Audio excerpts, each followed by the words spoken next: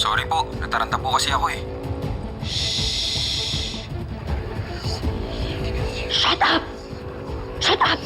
Shut up! No, hindi ikaw. Saang ospital yan? Sige na, papunta na ako.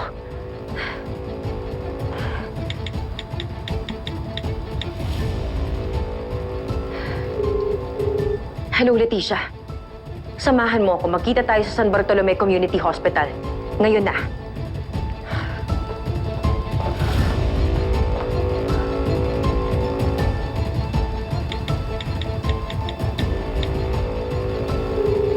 Hello, Emma.